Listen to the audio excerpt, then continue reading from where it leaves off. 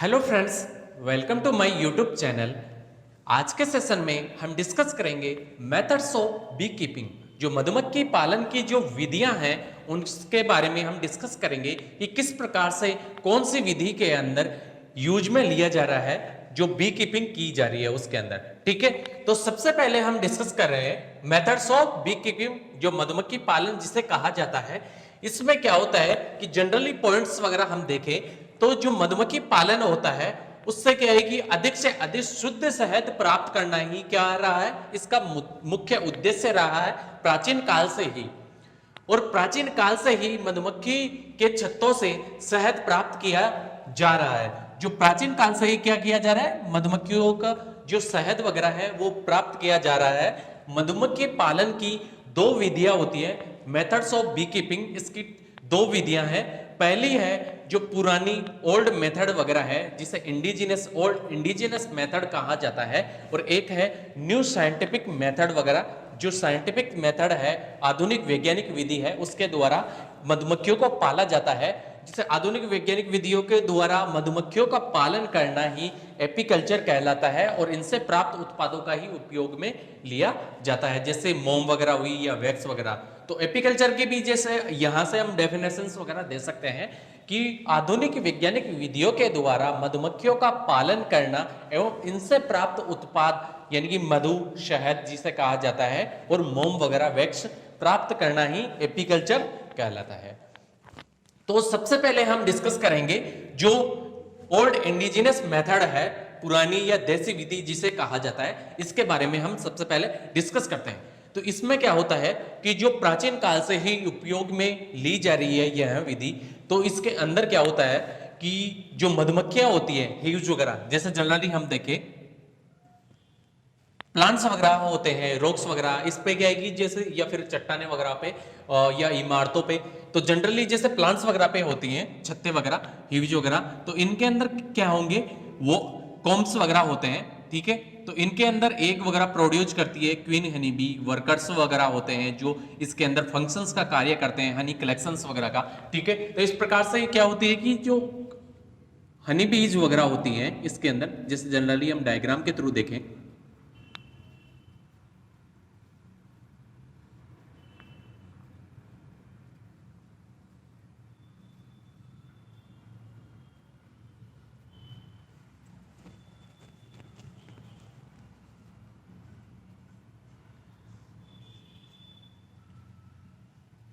ठीक है,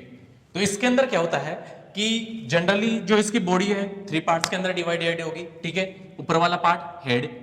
जस्ट नीचे वाला पार्ट थोरेक्स, और जस्ट नीचे वाला एब्डोमेन वाला पार्ट। इसी के अंदर जो वर्कर्स वगैरह होते हैं उनके अंदर यहीं पे एब्डोमेन वाले पार्ट के अंदर ही यहाँ पे स्टिंग वगैरह होगा। ठीक है, इस वाले पार्ट के अंदर, एब्डोमेन वाले पार्ट के अंदर स्टिंग होगा, और ये जो इसकी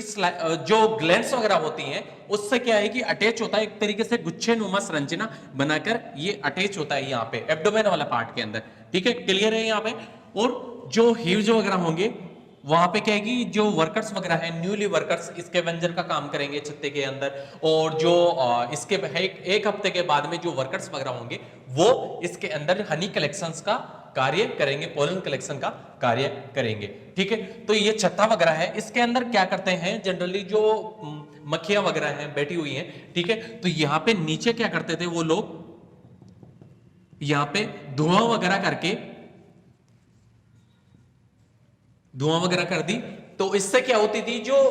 मक्खियां हैं, मधुमक्खियां, वो क्या करती थी, उड़ जाती थी। जैसे कपड़ा वगैरह लेते थे वो लोग, और फिर बाद में उससे जला के और उसको धुआं वगैरह करके इनको उड़ा देते थे, और इनसे क्या करते थे, जो शहद वगैरह होता था वो प्राप्त कर लेते थे। और जो इसके बाद में जो इसका वैक्स वाला पार्ट बचता था, ठीक है, तो उसके अंदर एग्स वगैरह भी होंगे, जो लार्वी है फॉर्म वगैरह, और जो प्यूपी फॉर्म है वो भी होते थे उसी के अंदर, और न्यूली वर्कर्स वगैरह वो सभी रहते थे उस छत्त में। तो वो क्या करते थे, जो ऊपर वाला पार्ट है, ये वाला ऊपर जो हनी था उसके अंदर, ठीक है, हनी वाला पार्ट जो शहद वगैरह होता था, उसको तो क्या कर लेते थे,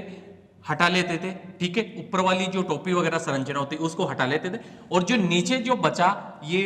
वैक्स वाला पार्ट उसको क्या करते थे, वो लोग गिरा देते थे तोड़ के, ठीक है। तो उसके अंदर क्या होता था कि जो ये शहद वगैरह भी जो हनी कंटेंट लेते थे वो लोग, ठीक है, किसी पात्र के अंदर लेते होंगे, तो इसके अंदर भी कुछ मात्रा के अंदर क्या होता था कि जो एग्स वगैरह है या फिर लार्वी वगैरह या प्यूपा वगैरह वो क्या करते थे, उसके अंदर चले जाते थे, और जो नीचे वाला पार्ट है उसको तो वो खैर गिरा ही देते थे, जिससे क्या है कि जो आंट्स वगैरह हैं, ठीक है, चीटियां वगैरह या फिर बाद में बर्ड्स वगैरह, वो क्या करते थे, इन एग्स वगैरह को और लार्वी वगैरह को डिस्ट्रॉय कर देते थे, खराब कर देते थे, उनको फीड कर लेते थे, ठीक है। तो इस प्रकार से मैंने जो पॉइंट्स वगैरह लिख रखे हैं उनके बारे में डिस्कस करते हैं। प्राचीन काल से ही मधुमक्खियों के छत्तों से मधु प्राप्त करने के लिए धुआं करके मधुमक्खियों को उड़ा दिया जाता था, ठीक है। उसके बाद में शेष को मारकर छत्ते को निचोड़कर मधु एकत्रित किया जाता था। तो ये क्या करते थे, इसके अंदर जो ऊपर वाला पार्ट जो शहद वाला पार्ट था, ठीक है, जिसमें शहद रहता था मधु, उसको क्या करते थे, एक सूती कपड़ा वगैरह लेते थे, ठीक है, और उसके अंदर उसको डाल देते थे, और उसी के अंदर ये एग्स वाले पार्ट जो पुपा लार्वी वगैरह कंटेंट भी कुछ मात्रा के अंदर चले जाते थे। तो वो उसको क्या करते थे, सूती कपड़े के अंदर डाल के और फिर बाद में उसको निचोड़ लेते थे। तो उस निचोड़ते थे शहद को, तो उसके अंदर क्या है कि जो एग्स वगैरह लार्वी और प्यूपा वगैरह थे उनके कंटेंट्स वगैरह उसके अंदर जो बॉडी पार्ट्स वगैरह हैं वो उसमें चले जाते थे, क्योंकि उसको निचोड़ेंगे तो उसके अंदर रहेंगे तो वो जाएंगे ऑब्वियसली, ठीक है। तो इसके जो पार्ट्स वगैरह थे उसके, तो वो क्या करते थे, उसके अंदर चले जाते थे, ठीक है। एग्स वगैरह लार्वी प्यूपा सब नष्ट हो जाते थे और उनके अवशेष उसके अंदर क्या रह जाते थे, यानी कि उसके अवशेष वगैरह थे तो वो शहद था उसके अंदर भी चले जाते थे, ठीक है। प्राकृतिक रूप से निर्मित छत्तों से लगातार शहद प्राप्त नहीं किया जा सकता या नहीं मिल पाता था, क्योंकि उससे क्या होता था कि जैसे ये क्या करते थे, ये छत्ते वगैरह होते थे प्लांट्स वगैरह पे, तो उनको क्या करते थे वो लोग तोड़ तो लेते थे, लेकिन जो मैंने बताया जो वैक्स वाला पार्ट बचता था, ये नीचे वाला वैक्स वाला पार्ट बचता था, उसको क्या करते थे वो लोग तोड़ के गिरा देते थे जनरली।